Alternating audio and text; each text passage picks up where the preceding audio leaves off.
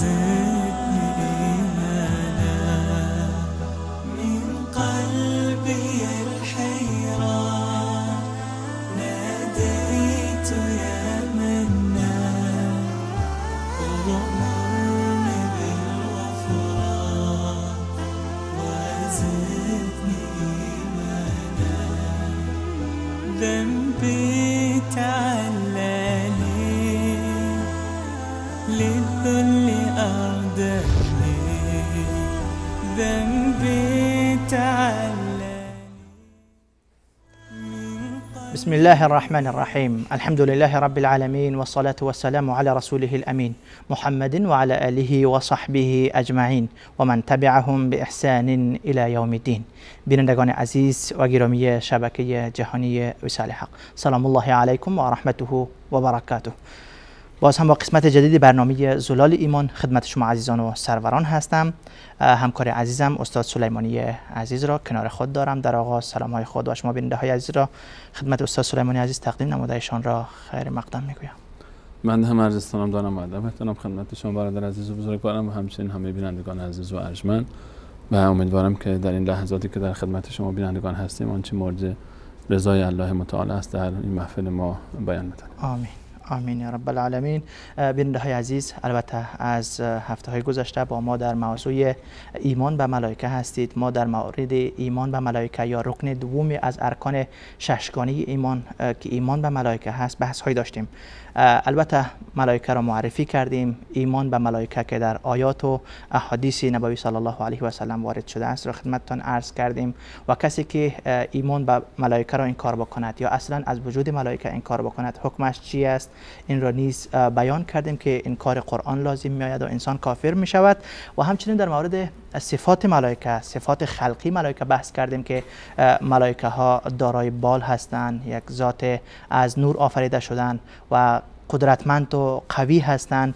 و در صفات خلقی ملائکه نیز گفتیم که معصوم هستند، نافرمانی الله را نمی کنند، هر آنچه که به ایشان امر می شود آن را انجام می دهند.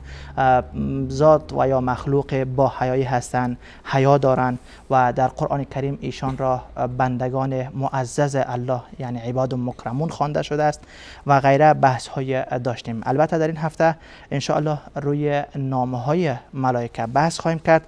استاد سلیمانی عزیز، موضوع این هفته برنامه زلال ایمان هست نامه های ملائکه. البته که از بینندگان عزیز ما انتقادی داشتن یا پیشنهاد بگویم شاید بهتر باشه، گفتن چرا گفتین که ایمان به ملائکه، باید میگفتین ایمان به فرشتگان، چون مخاطب شما فارسی زبان هست و در فارسی برای ملائکه ها فرشته یا فرشتگان استفاده می شود. چرا فرشتگان نگفتیم که ما ملائکه رفتیم؟ الحمد لله و الصلاة و السلام علی رسول الله و علی آله و صحبه و من والاه. درباره این سوال نکته بسیار دقیقی است. من در دو برنامه گذشته اتفاقا قصد داشتم در این باب هم صحبتی داشته باشیم اما بحث کش پیدا کرد و من فراموش کردم. درست. موضوع ملائکه، ما در آغاز بحث صحبت از ملائکه، ایمان به ملائکه، گفتیم که این موجودات الله متعال و مخلوقات الله متعال که ایمان به اونها یکی از ارکان ایمان هست و واجب هست و منکر اونها کافر هست. یک ایمان باید تابع ضوابط و قواعد خاص خودش باشه در تمام آنچه که منسوب به این موجودات و این مخلوقات هست. درست. در ذاتشون، در خلقتشون، در صفات خلقی و خلقی که در برنامه‌های گذشته ما به تاکید درباره صحبت کردیم و همینطور درباره نام‌هایی که برای اونها استفاده میشه. ما در این برنامه در این باب هم بیشتر صحبت خواهیم کرد. درست. و چون اینها بخشی از علم غیب هستن، بخشی از غیبن و ما ایمان ما به غیب تابع کتاب و سنت باشه، نمیتونیم از پیش خود بیایم و اینها رو آنچه که در غیب هست از پیش خود با عقل خود بسنجیم. یک سری قواعد و ضوابط رو الله متعال برای ما در قرآن کریم و با احادیث گوهربار رسول صلی الله علیه و سلم برای ما قرار داده در تعاملمون و در اعتقادمون و سخن و گفتنمون درباره ملائکه الله متعال. یکی از مواردی که ما در صفات خلقی ملائکه گفتیم که الله متعال در باب اینکه ملائکه آیا جنس مؤنث و مذکر هستند، در این باب در قرآن کریم درباره کسانی که ملائکه رو مؤنث خواندن، یعنی جنس مؤنث زن اونها رو فرض کردن، حالا سه با این که نسبت داده باشن اونها رو به دختران الله متعال، اون که کفر و شرک واضح و آشکاری بود، حتی درباره همین که کسانی معتقد بودن که ملائکه چون غالبا ملائکه زیبا هستن، غالبا ملائکه به هر حال نماد زیبایی هستن و همیشه ما در هر زبانی وقتی که میخوایم کسی رو به زیبایی وصفش بکنیم اون رو ملک وصف میکنیم. مثل داستان یوسف علیه السلام که وقتی که دیدن زنهای یوسف علیه السلام در قرآن میفهمند گفتن این هذا الا ملک کریم، این ملکی هست در زیبایی و در جمال. توصیف خواستن بکنن به ملک توصیف کردن چون ملک زیباست. و اینجا به این خاطر بعضی ها گفتن ملائکه زنن، یعنی در تمثیلشون گفتن که اینها دختر هستن. و الله متعال درباره کسانی که این تصور رو نسبت به ملائکه دارن که اونها رو جنس زن میدانن در آیه 19 سوره مبارکه زخرف تعبیر بسیار سختی داره و ما در برنامه گذشته اشاره کردیم که الله متعال میفرماید و جعل الملائکه الذین هم عباد الرحمن اناثا، برخی ملائکه رو که بندگان الله متعال هستن و صفاتی دارن خاص خودشون، عباد مکرمون هستن، معصومون هستن، اینها رو مؤنث خواندند. و جعل الملائکه الذین هم عباد الرحمن اناثا. اناثا یعنی چی؟ یعنی اینها رو گفتن که جنسشون مؤنثه، فقط همین، یعنی جنسشون مؤنث. اشهدوا خلقهم، آیا اینها شاهد بر خلق اونها بودن که میگن اینها مؤنثه؟ از کجا میگن این حرف؟ ستکتب شهادتهم و یسألون، این شهادتشون نوشته خواهد شد و باید پاسخ بدن یک روزی. درست. این آیه سوره مبارکه زخرف آیه 19 خیلی تاکید زیاد و دقیقی داره روی این که ما در تعابیرمون نسبت به این مخلوقات دقت بکنیم، چون هر چی که میگیم نوشته میشه. این یک قاعده کلی است. درست. پس هر اسمی که برای اینها استفاده میکنیم و تعبیری که برای اینها استفاده میکنیم و این معنا از اون برداشت بشه که گویی ما اینها رو جنس زن و مؤنث فرض کردیم، باید از اون پرهیز بشه. این قاعده است دیگه. درست. این آیه قرآنه. درست. که اشهدوا خلقهم، ما که ندیدیم خلقشون رو. و اینکه اینها گفتن و جعل الملائکه الذین هم عباد الرحمن اناثا، در کلام گفتن، در تعبیر گفتن، در قول گفتن دیگه. به هر حال اینا که ندیده بودن، خودشون هم ندیدن، فقط یک تعبیر، یک کلام، یک جمله است. درست. الله متعال فرمود ستکتب شهادتهم، این کلام ها نوشته میشه و یسألون، بعد پاسخ بدن. درست. بر این مبنا و قاعده ما حالا میایم تو زبان فارسی خودمون. خوش. سوال خودمون که حالا ما آیا کلمه فرشته رو ما چرا استفاده نکنیم؟ درباره آیا استفاده بشه یا نشه؟ چرا ما ملائکه می نویسیم و فرشتگان نگفتیم؟ در حالی که در فارسی معروف هست کلمه فارسی فرشته در فارسی وقتی که استعمال میشه، اصل کلمه فرشته برای ملائکه استفاده شده. اصل تعبیر فرشته معادل ملائکه در فارسی که در زبان فارسی ملائکه رو معادلش رو فرشته گفتن در لغت. خب این رو علمای دین نگفتن، این رو محدثین ما نگفتن، این رو یعنی به هر حال علمای لغت گفتن. اگر گفتن معادلی پیدا کردن فرشته. و از اونجایی که در فارسی فرشته، ما وقتی که فرشته استفاده میکنیم همین که میگن فرشته اومد، مثلا میگیم که اسم یک شخص استفاده میشه دیگه. ما اسم فرشته رو برای انسان ها هم میگذاریم. ما اسم فرشته رو برای دختر استفاده میکنیم یا برای پسر؟ برای دختر طبعا. هر وقت یک کسی میگه فرشته اومد، اما مشخصه که یک زنی آمد یا دختری آمد. درسته؟ بله. هیچ کسی اسم پسر رو فرشته نمیگذاره. ما این فرشته رو روی چی میگذاریم؟ روی دختر میگذاریم. و خود این فرشته رو چرا بعضی وقتا روی دختر میگذارن؟ به خاطر این که فرشته معنای زیبایی در اون هست، همون تعبیر ملکه. بله.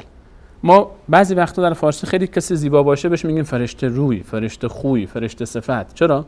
چون ملائکه زیبان، چون ملائکه معصومن، چون ملائکه اخلاقشون خوبه. همون تعبیر ملک در فارسی که گفتیم مثلا زنان برای یوسف علیه السلام هم استفاده کردن. بله. گفتن این هذا الا ملک کریم. ما در فارسی هم چون فرشتگان اون صفات زیبا رو دارن، کسی رو میخوایم تعبیر بکنیم، تشبیه بکنیم، بهش میگیم فرشته صفت هست. بله. نه که فرشته خودش یک صفت باشه. فرشته اسمی است برای ملائکه در فارسی. ملائکه رو ما فرشته نامیدیم و چون ملائکه زیبا هستن، زیباها رو میگیم فرشته است. مثل فرشته میمونه. کسانی که خیلی خوش اخلاقن، خوش برخوردن، معصومن، میگیم در رفتارشون احساس میکنیم خیلی عالی هست، اون رو توصیف میکنیم مثل ملائکه انگار. اما تعبیری که استفاده میکنیم فرشته است. اما اسم فرشته در فارسی برای زن استفاده شده و هیچ مردی استفاده نکردیم.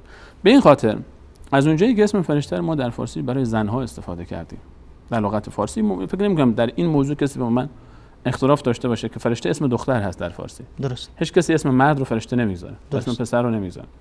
و با توجه به اون قاعده بسیار دقیق و سختی که در باره ملائکه داریم بر اساس آیه 19 سوره مبارکه زخرف و اون به هر حال توبیخ سختی که در اون آیه است که الله متعال ما رو برحذر داشته از اینکه ملائکه رو تشبیه بکنیم به زن و این جنس زن بدانیم، از این تعبیر پرهیز بشه بهتره.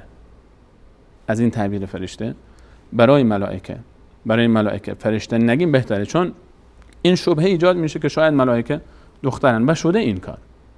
ما الان خیلی از کسانی که میان به تصویر میکشن، حالا گرچه این کارم درست نیست، اما به خاطر اینکه میگم واقعی موجود ما این هست، نمیتونیم ما این رو انکار بکنیم که فرشته بر زن اطلاق میشه. و حتی بر مبنای همین اسم فرشته خیلی ها وقتی که نقاشی هم میکشن میبینیم که دو تا بالی برای یک زنی دو تا بال گذاشتن، اون رو یک فرشته ای نامیدن. و به خاطر اینکه ما از این پرهیز بکنیم، همون تعبیر قرآنی خودش ملائکه است، به مانند خدا و الله. ما در فارسی خیلی ها میگن که خدا در فارسی الان مسیحی هم میگه من خدا رو میپرستم، و مسیحی هم میگه من خدا میپرستم، یهودی هم میگه من خدا میپرستم. در فارسی الان هر کسی که هر چیزی میپرسته میگه من خدا میپرستم. خب این خدا کیه؟ عیسی است. از مسیحی بپرسید این خدا کیه؟ میگه عیسی خداست.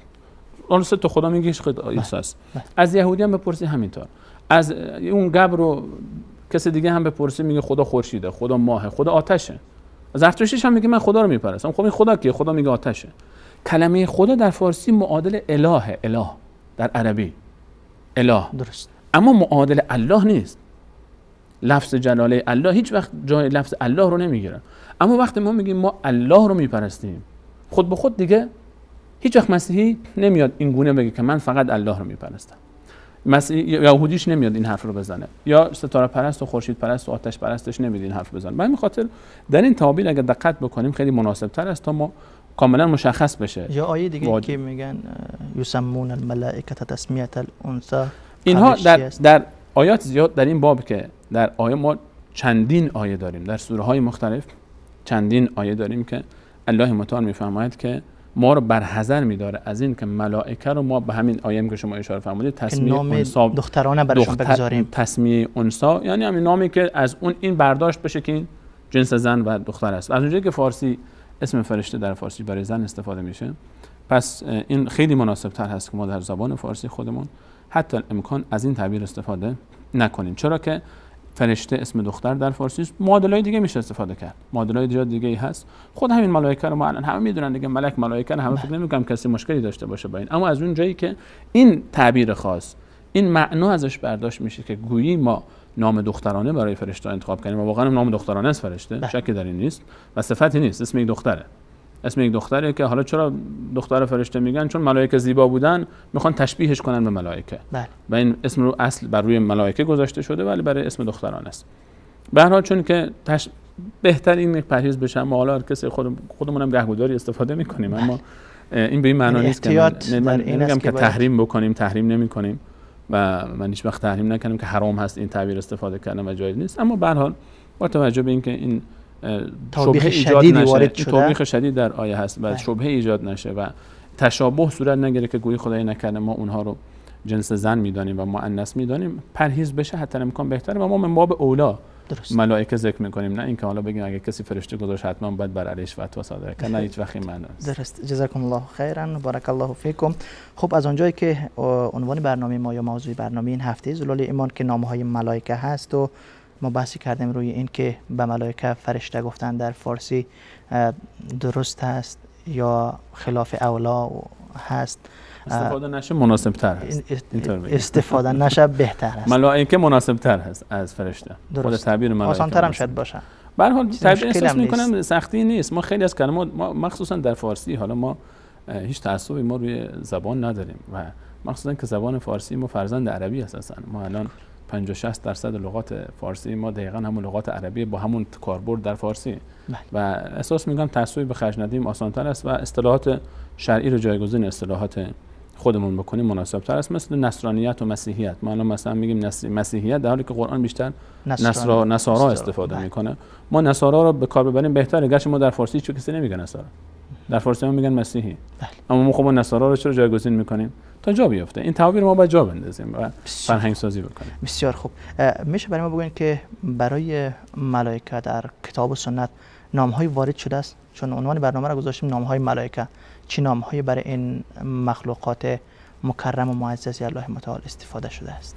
در قرآن کریم و احادیث صحیح رسول صلی الله علیه و سلم اگر بررسی بکنیم برای ملائکه چند تعبیر استفاده شده که به صورت عموم به کار رفته، یعنی نام‌هایی که همه ملائکه رو در بر میگیره، یعنی تمام جنس ملائکه، هر کسی که در زمره ملائکه هست این نام بر اون صدق میکنه. درست. الله متعال برای اونها این رو استفاده کرده در قرآن کریم. و یک سری ملائکه هستن که باز نام‌های اونها به صورت خصوص ذکر شده به عنوان اشخاص و افراد.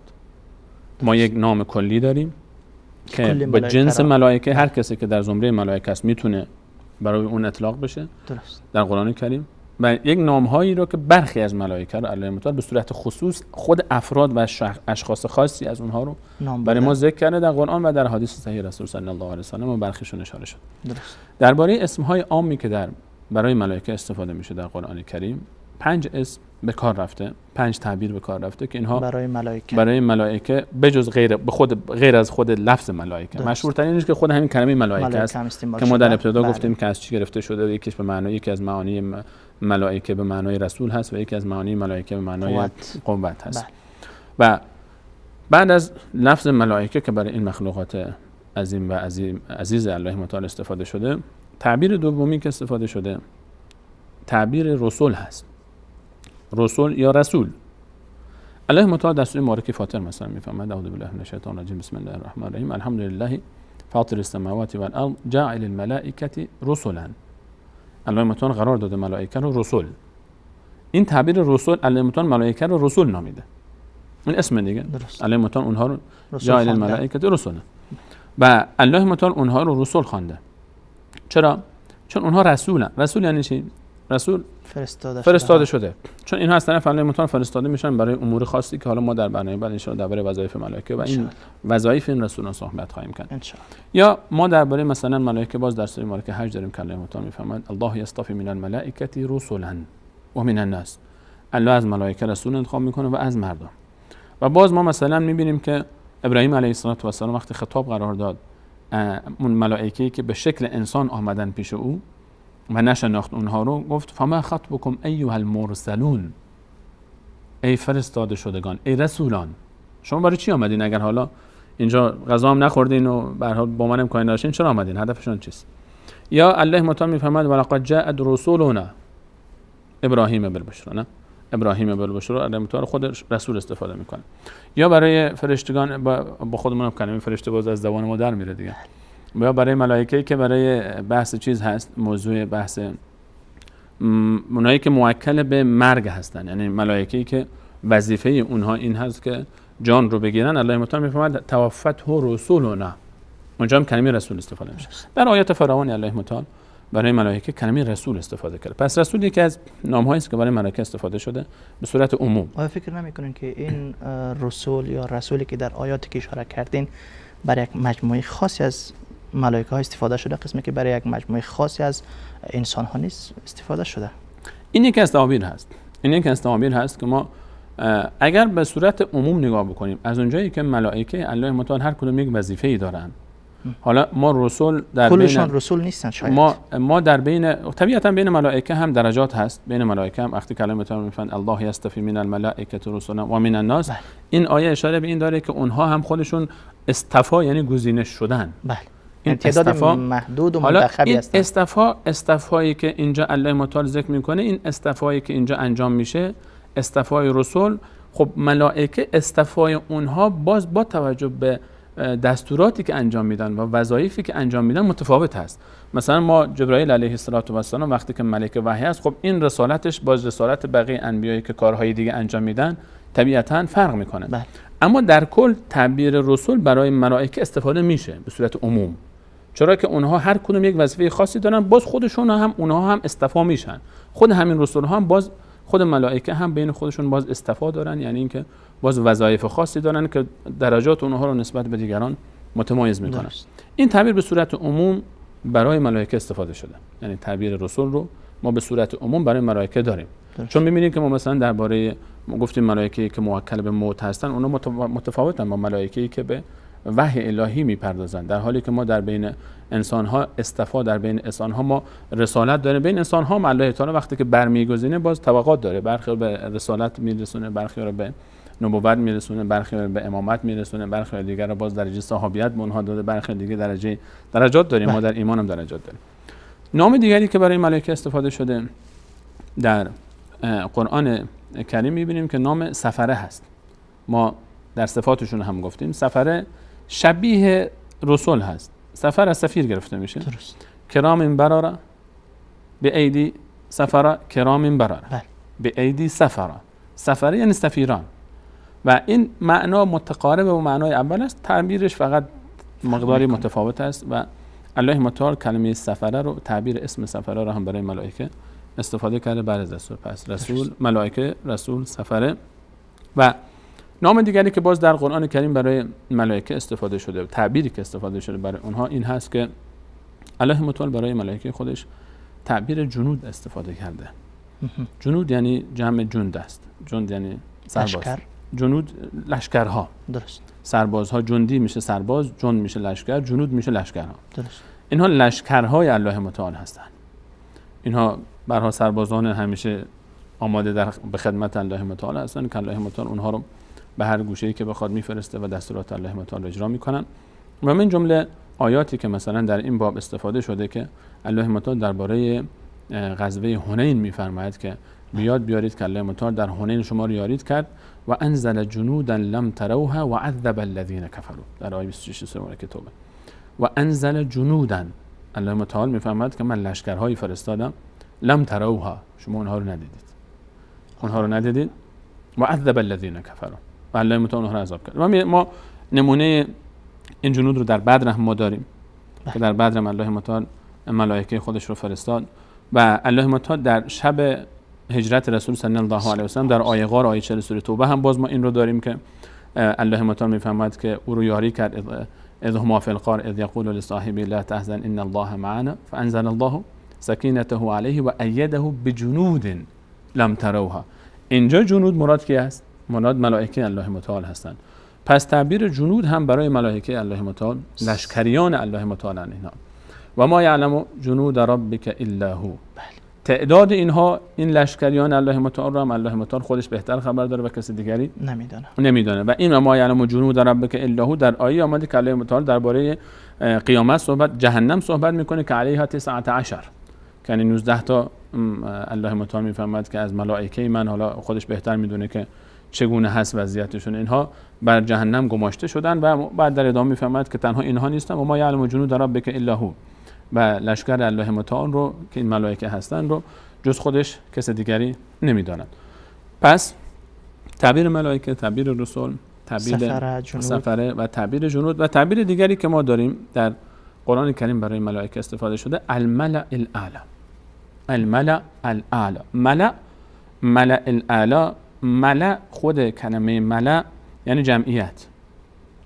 جمعیت استفاده میشه، برای جمعیت استفاده میشه.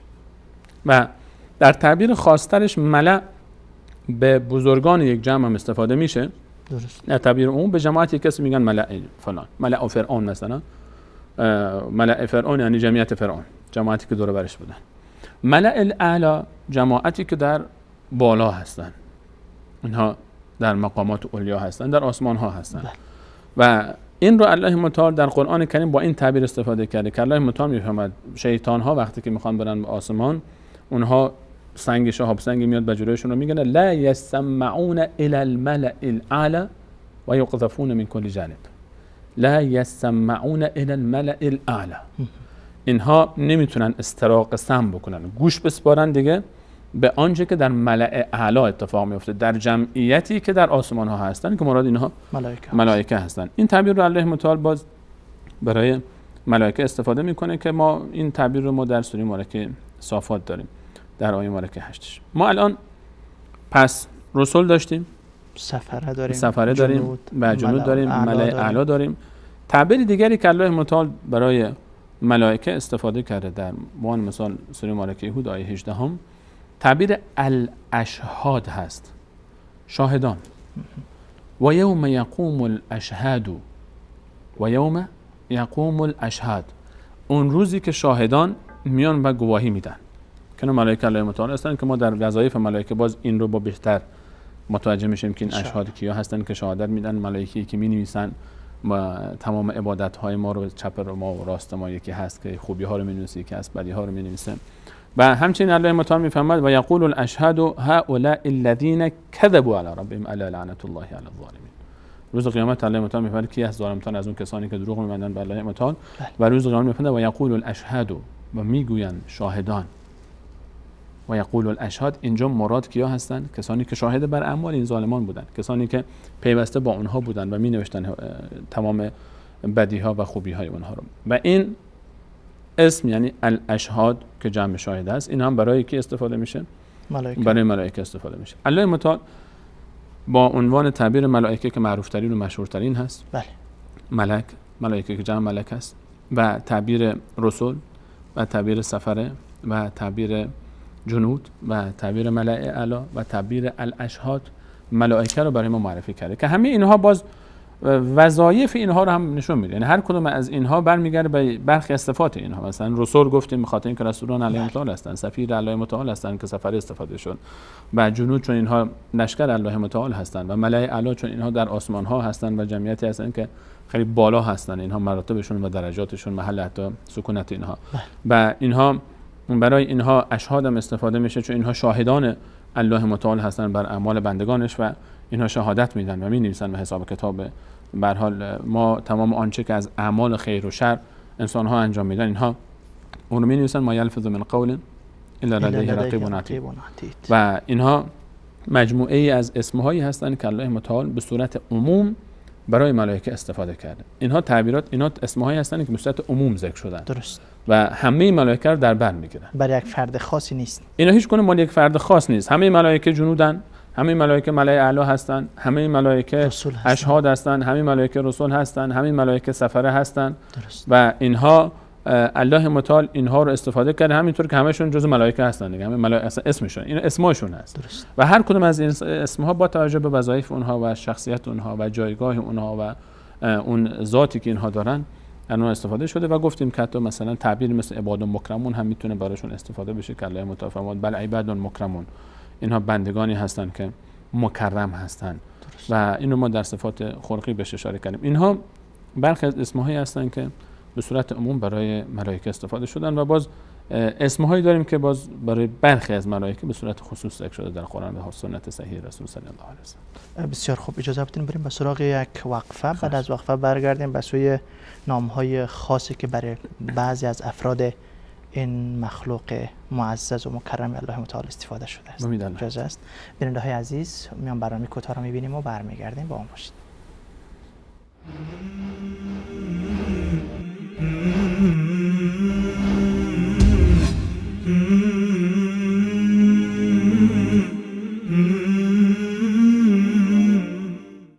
هفت گروه در زیر عرش کردگار، روز محشر جای بگیرند و قرار، خلقند در سختی و رنج و عذاب، مردمان باشند در احوال خراب، مردمان باشند در احوال خراب. لیکن آن سایه دارند و نعیم، در پناه لطف رحمان و رحیم، خوشلیق و خوشنود با اعمال خود، با سپاس آسوده حال از حال خود، با سپاس آسوده حال از حال خود. اولی هست پادشاه عدل و داد، اون که خلق از او نکردن آه و داد، عدل کرده در جهان بر مردمان، کس نبود از دستی او سوی فغان. دومی باشد جوانی حق شناس، آن که حق را در جوانی کرد سپاس، در جوانی با خداوندی جهان، خو گرفت و کرد طاعت در نهان. سومی آن مرد با مسجد قریب، آن که مسجد دوست دارد با یقین، چون که از مسجد شود یک دم رها، روحی گردد از جسمش جدا. چهارمی آن مومن بهر خدا، مومن را دوست گیرد از وفا، بهر حق با او سلامی میکند، بهر حق از او جدایی میکند. پنجمی آن کس که در پنهان و راز، با خداوند میکند راز و نیاز، از سری شوق و محبت بر خدا، قطره ای اشک بریزد در قفا، دیدگانش تر شود از شور و شوق، عشق حق بر قلب او مانند تلق. ششمی آن که زن صاحب جمال، سوی خود را بخواند با سؤال، مرد بگوید من بترسم از خدا، خود رها سازد ز دست زن جدا، قلب و جسم و روح پاکش همچو آب، صاف است سرشار از مهر خدا. هفتمی آن کس که اندر این جهان، میکند انفاق در سر و نهان، کس ندارد از سخای او خبر، دست راستش از ید چپ بخبر. پس بکشیم ای مسلمانان دین، تا شویم از هفت گروه پر یقین، روز و شب کشیم اندر این قیام، تا به دست آید چنین جای و مقام، تا به دست آید چنین جای و مقام. هفت گروه در زیر عرش کردگار، روز محشر جای بگیرند و قرار، هفت گروه در زیر عرش کردگار، روز محشر جای بگیرند و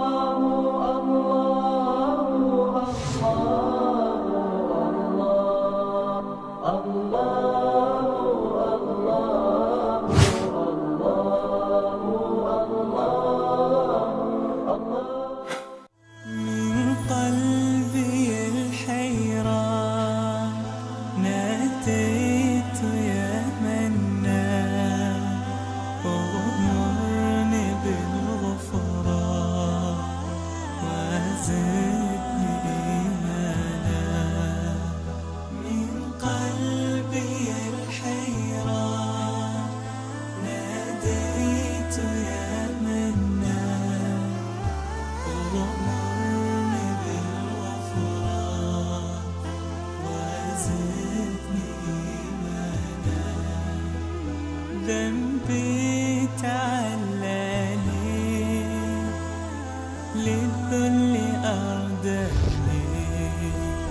ذنبي تعلم. با سلام مجدد خدمت شما بیننده های عزیز و گرامی، با موضوع نامهای ملائکه در برنامه زلال ایمان خدمت شما عزیزان هستیم. استاد سلیمانی عزیز، یکی از بیننده ها البته در زیر پخش زنده فیسبوک برنامه کامنت گذاشتن، سوال کردن که آیا ملائکه ها مثل انسان ها ازدواج می کنند یا خیر؟ در این باب ما در برنامه گذشته وقتی که درباره صفات خلقی ملائکه صحبت می‌کردیم اشاره کردیم که از اونجایی که الله متعال فرموده که ملائکه رو نگید که زن هستن و مؤنث ننامید، دلیلی هم برای اینکه مذکر بنامیم وجود نداره. باز از این طرف که الله متعال درباره اینکه زن بودنشون که جنسشون زن هست و زن هستن ننامید، زن نامهای زنانه روشون نگذارید، ما رو منع فرمودن. اما خب دلیلی هم برای اینکه پس چون زن نیستن مرد هستن حتما این هم وجود نداره. درست. چون زن و مرد برای ما انسان ها زن و مرد معنا پیدا میکنن چون ما مکمل هم هستیم. ما وقتی که زن هست خب طبیعتا نقطه مقابلش مردی باید باشه تا این تناسل صورت بگیره و تولید نسل صورت بگیره. و وقتی که زن نباشه نمیتونیم، دلیلی برای اثباتش هم نداریم، برای ردش هم نداریم. یعنی ما سکوت میکنیم از اونجایی که مسئله مرتبط به غیب است. درباره اینکه ملائکه ما اونها رو مرد بنامیم، این جنس مذکر فرض بکنیم یا نه، هم دلیلی وجود نداره برای اثبات و ردش. به همین خاطر اینجا مسئله که حالا آیا ازدواج میکنن یا نمیکنن، زاد و ولد دارن یا ندارن، دلیل شرعی برای اثبات یا رد این موضوع وجود نداره.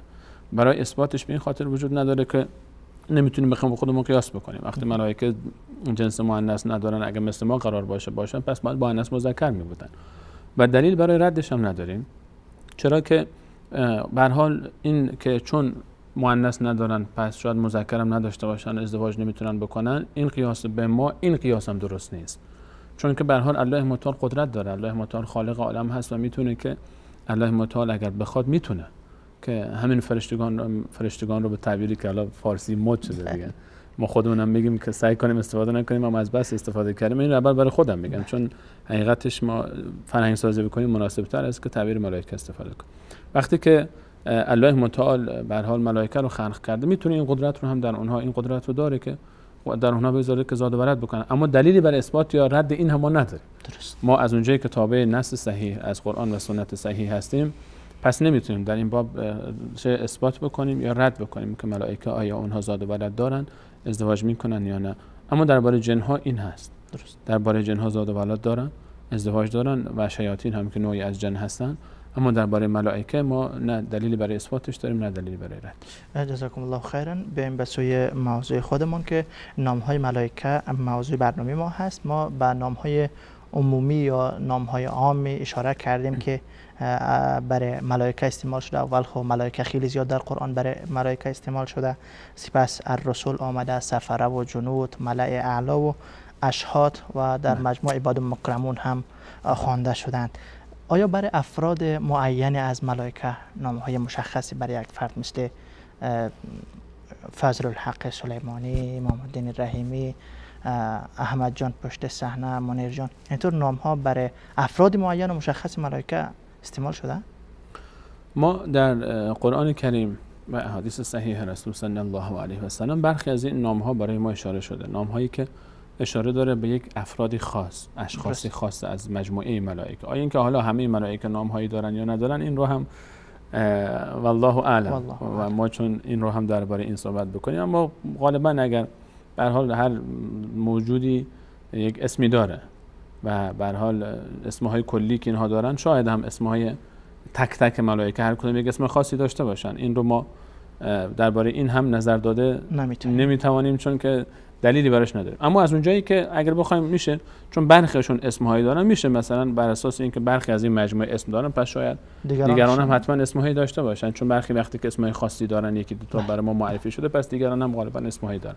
اما آنچه که در قرآن کریم از اسمهای ملائکه که برای ما ذکر شده، اول از قرآن کریم شروع بکنیم بعد به سنت صحیح رسول صلی الله علیه و سلم برسیم. در قرآن کریم چند تا از ملائکه نامهاشون ذکر شده و از مهمترین ملائکه و مشهورترین ملائکه و سید ملائکه جبرائیل علیه السلام هست که به هر حال ما درباره ایشون صحبت کردیم که جبرائیل علیه السلام 600 بال دارن. رسول صلی الله علیه و سلم فرمود که اگر یک بارشو باز بکنه تمام پهنای شرق و غرب افق رو پر میکنه و از عظیمترین و مقربترین ملائکه الله متعال هست و برای تقرب این ملائکه، این ملک الله متعال و این ملک عظیم همین کافی است که ایشون وظیفه انتقال وحی را از الله متعال به پیامبران الهی به عهده داشته و رسول و اینشون وظیفش این بوده که وحی می آورده به انبیاء الهی و کتاب‌های آسمانی و مهمترینشون قرآن کریم رو بر رسول صلی الله علیه و سلم نازل فرمود. و جبرائیل اسمهای مختلفی، تعابیر مختلفی ذکر شده. در قرآن کریم با تعبیر جبریل استفاده شده. در آیه 97 و 98 سوره مبارکه بقره و آیه 4 سوره مبارکه تحریم تعبیر جبریل استفاده شده. مثلا در 97 و 98 سوره مبارکه بقره داریم قل من کان عدوا لجبریل فانه نزله على قلبك باذن الله. کسی که دشمنه، بگو کسی که دشمن جبریل است بداند که او کسی است که بر قلب تو نازل کرده به اذن الله متعال قرآن رو. یا در آیه بعدیش الله متعال میفهمه قل من کان عدوا لله و ملائکته و کتبه قل من کان عدوا و رسوله و جبریل و میکائیل. جبریل و میکائیل حالا باز بهش میرسیم، نام ملائکه دیگری است. الله متعال باز در سوره مبارکه تحریم میفرماید فان الله مولاه و جبریل و صالح المؤمنین. جبریل چند این کلمه در قرآن کریم به تعبیر جبریل استفاده شده، اما در حدیث رسول صلی الله علیه و سلم جبرائیل هم استفاده شده. درست. جبرائیل یا رب اللهم رب جبرائیل و میکائیل و اسرافیل. الان درباره اینکه اسم جبرائیل چند روایت وجود داره و مفسرین من جمله مثلا امام طبری 13 وجه آورده و امام قرطبی 10 وجه آورده و که اینها مثلا با این تعبیرها خونده میشه. مثلا ما در قرآن گفتیم تعبیر جبریل استفاده شده، در حدیث جبرائیل استفاده شده. خود ایل، حالا ما چون با این ایل کار داریم، جبرائیل، اسرافیل، میکائیل، خود این تعبیر عبری است. ایل در لغت عبری که زبان تورات هست، ایل یعنی الله. ایل معنیش فارسیش میشه الله. درست. و جبرا، اسرا و میکا اینا همش یعنی عبد. جبریل یعنی عبدالله، اسرافیل یعنی عبدالله، میکائیل یعنی عبدالله. اینا همه معانی مثل عبدالله، عبدالرحمن، عبدالرحیم، اینها در فارسی همش یک معنی میده. در اصل یک معنی داره، لفظش فرق میکنه اما همش یک معنی داره. جبریل یعنی عبدالله. حتی اسرائیل مثلا، اسرائیل که لقب یعقوب علیه السلام هست یعنی عبدالله، اون هم تعبیرش عبدالله. اسرا به معنای عبد، اسرا به معنای عبدالله است.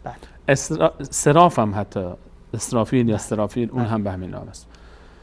جبریل گفتیم که جبرائیل علیه السلام نامشون با چند وجه خونده میشه. یکی جبریل، یکی جبریل، جبرائیل هم خوانده میشه و جبرائیل میشه و جبرین خونده میشه، جبرائین خونده میشه.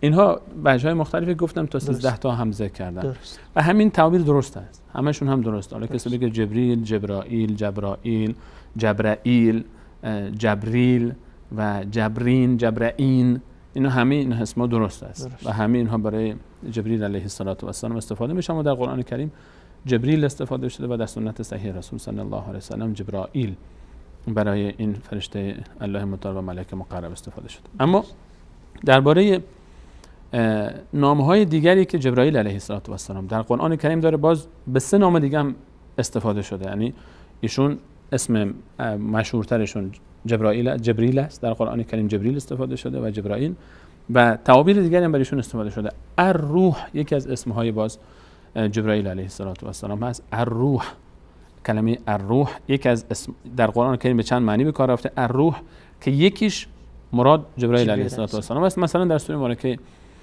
قدر ما داریم درباره شب قدر که تنزل الملائکه و الروح، تنزل الملائکه و الروح، اینجا ملائکه نازل میشن و روح، که روح اینجا مراد جبرائیل علیه السلام است. یا درباره داستان مریم علیه السلام داریم که الله متعال میفرماید که فارسلنا الیها روحنا، فارسلنا الیها، فرستادم من الله با عظمت پیش مریم علیه السلام روحنا، روح خودم رو.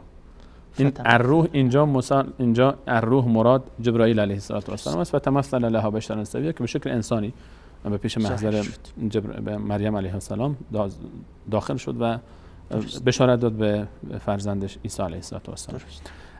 الروح یکی از تعابیر است. تعابیر مختلف است. چندین آیه دیگه هم برای جبرائیل علیه السلام الروح استفاده شده که ما فقط به این دو تا اشاره بسنده می‌کنیم. تعبیر دیگری که برای جبرائیل علیه السلام در قرآن استفاده شده الروح الامین.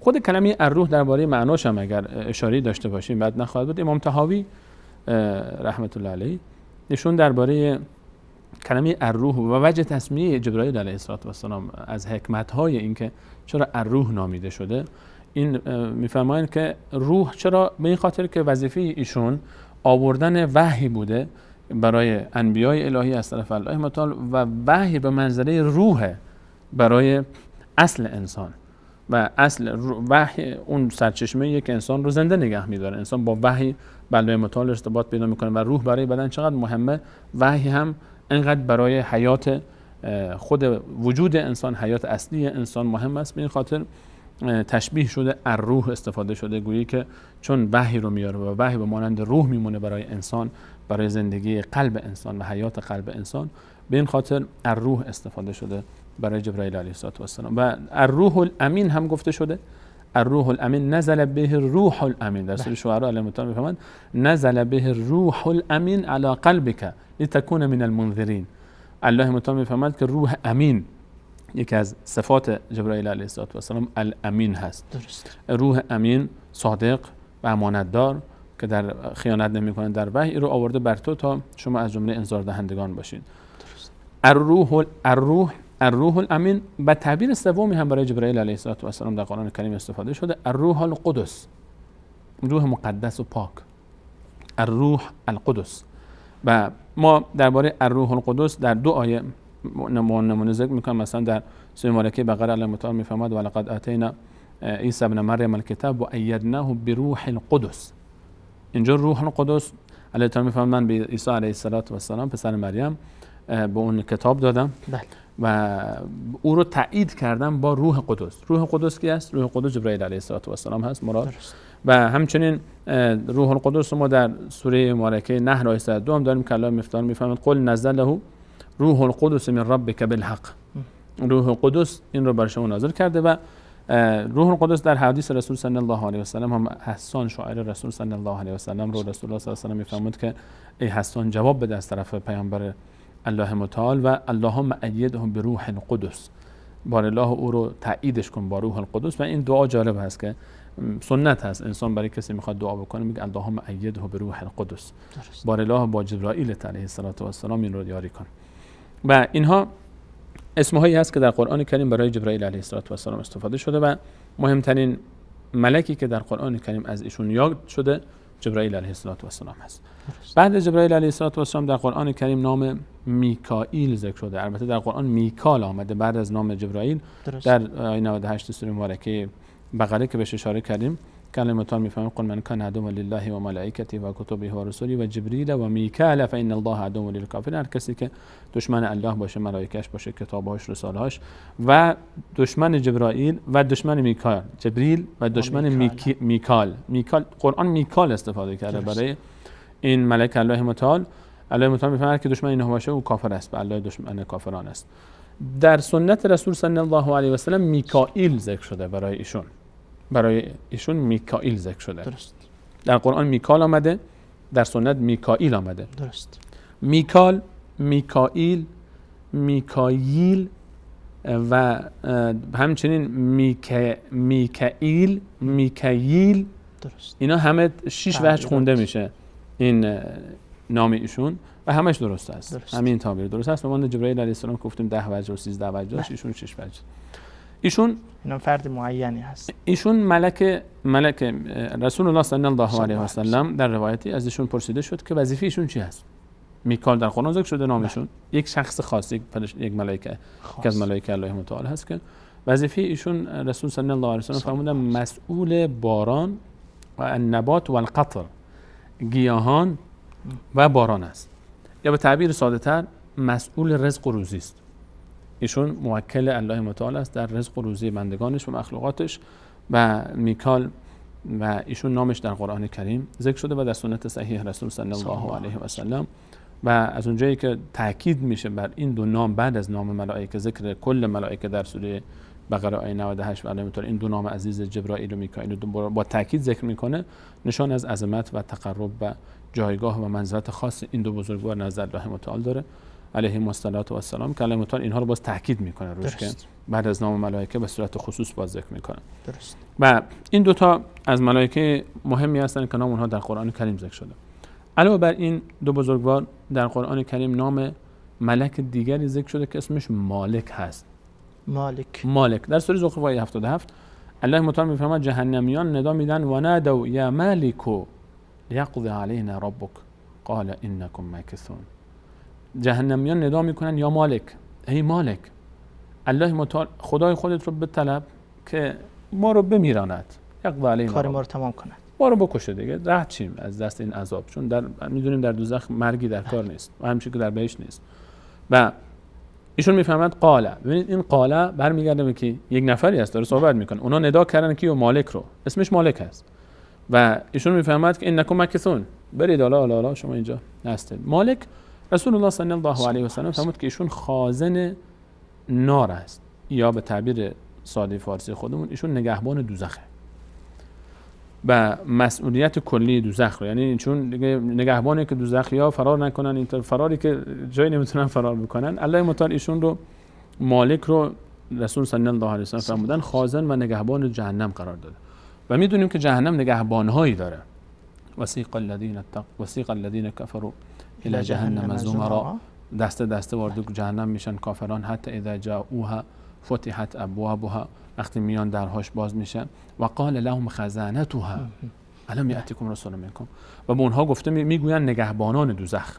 مجموعه ای از نگهبانان هستن که در آیات مختلف هست. مثلا در سوره مرگ ما داریم که الله متعال میفرماید تکاد تمیز من الغیظ، نزدیک که از شدت خشم بتره که دوزخ، و کلما القی فیها فوج، هر گروهی که داخل میشه در دوزخ، سألهم خزانتها الم یأتیکم نذیر، الم یأتیکم نذیر، قالوا بلی قد جاءنا نذیر. در سوره مرگ تعبیر گوست.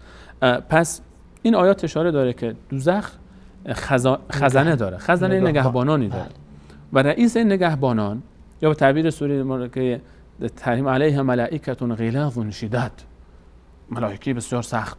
یا ایها الذین آمنوا قوا انفسکم و اهلیکم نارا وقودها الناس والحجاره، خودتون و خانواده‌تون رو نجات بدید از آتشی که آتش افروزه اون انسان‌ها و سنگ‌ها هستن.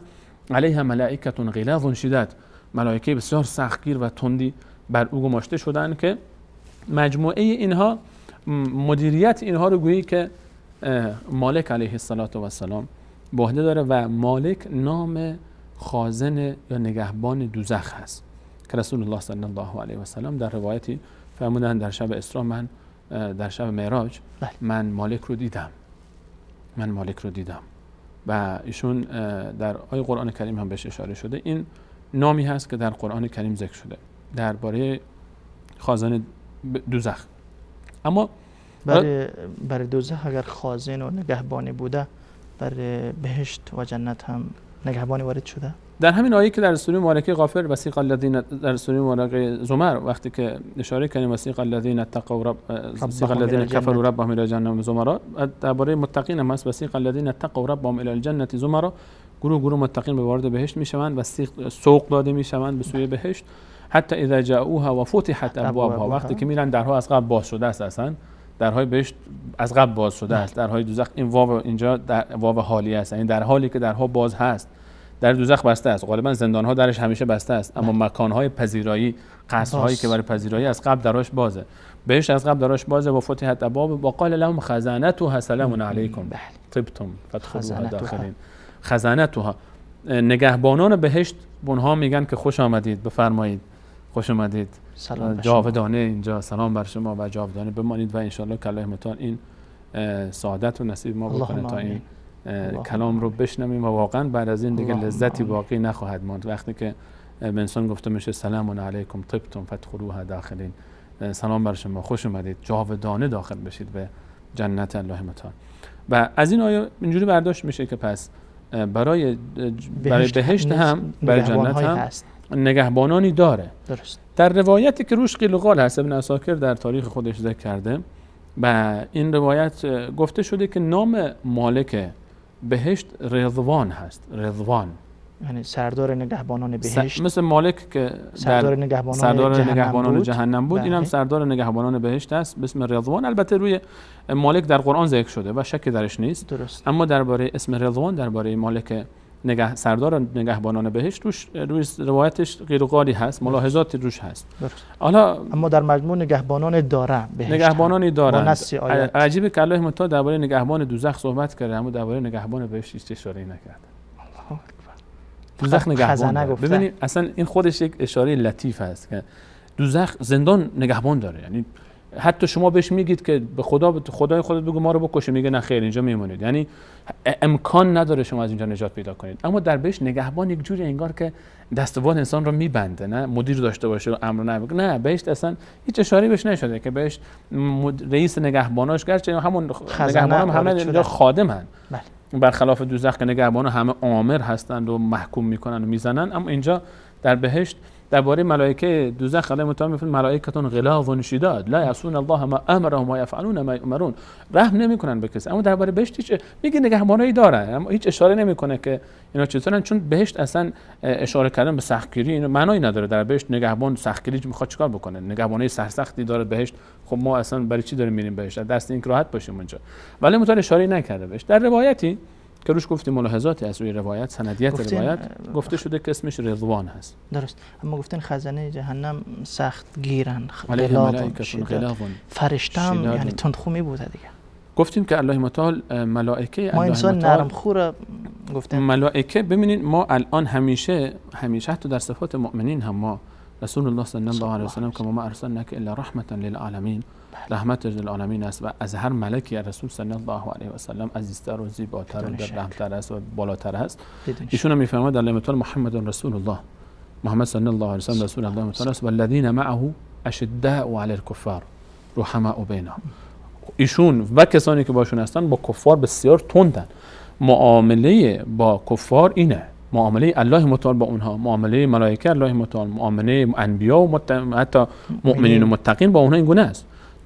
دشمنه، کافره و اینه که خود انسانه که و ما ظلمناهم ولکن ظلموا انفسهم، و یا به تعبیرهای مختلف و ما ظلمناهم ولکن هم الظالمون.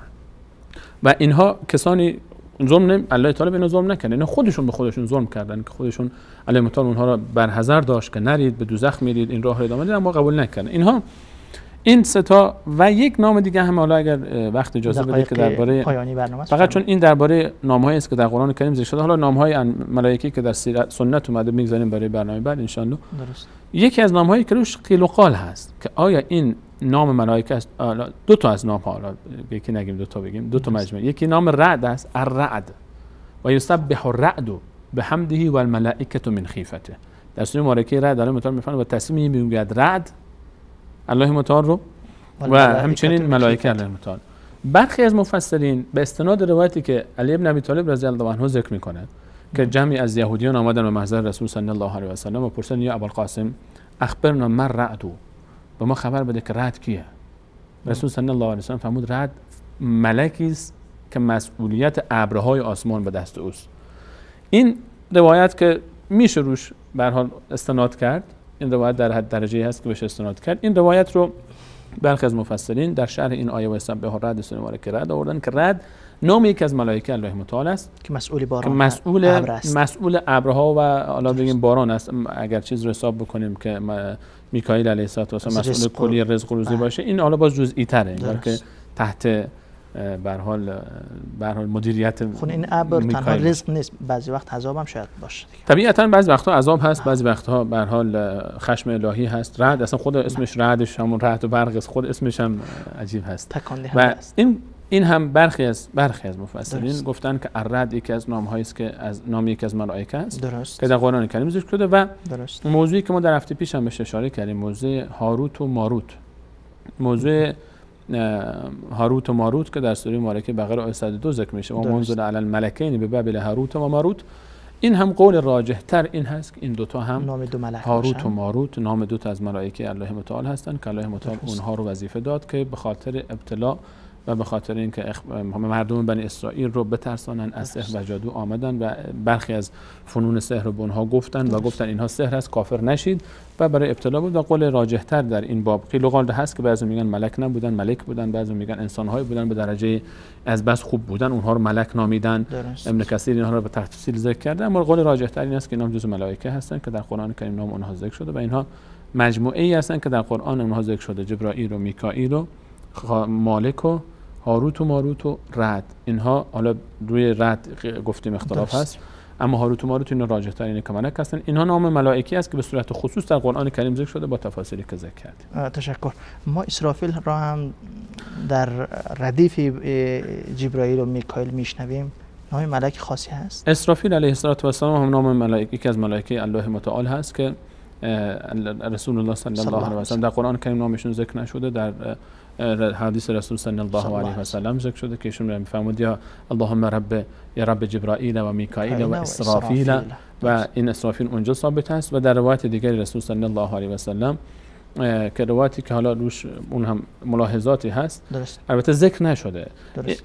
علمای ما این رو جمع کردن بین این حدیث و بین آیه قرآنی که الله متعال در سوره مومنون می‌فرماید آیه 102 فاذا نفخ فی الصور فلا انساب بینهم یومئذ ولا هم یتساءلون، وقتی که در سور دمیده شود و نفخ فی الصور، وقتی که در سور دمیده بشه، برخی از علما گفتن ملکی که موکل سور است، یعنی وقتی که سور دمیده میشه در پایان قیامت، درست، وقتی که این سور دمیده میشه همه چیز از بین میره، این ملک یک ملکی است. در قرآن اسمش ذکر نشده، درست، در روایت هم ذکر نشده که این همون ملک سور است. اما امام قرطبی میفرماید که علما اتفاق نظر دارن اهل سنت و الجماعت که اسرافیل علیه السلام همون موکل ملکی است که برای سور در آیه قرآنی فنفخ فی الصور ذکر شده است و این هم از ملائکه دیگه است. چند تای دیگه از ملائکه نامشون باقی میمونه، نکیر و منکر هست و ملائکه دیگری که باز ان شاء الله در بعد تفصیل تشکر. سلام علیکم. جزاکم الله خیرا و بارک الله فیکم. تشکر از تمامی شما عزیزان بیننده که تا این لحظات با ما بودید. تا برنامه بعد، الله یار و مددگارتان. السلام علیکم و رحمت الله و برکاته.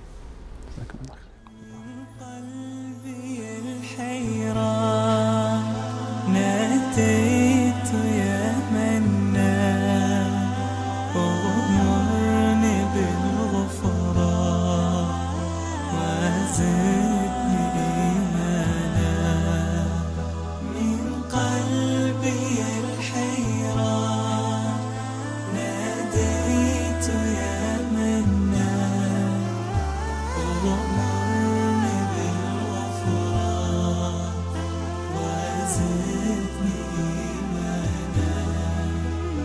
ذنبي تعلاني للذل أردني ذنبي تعلاني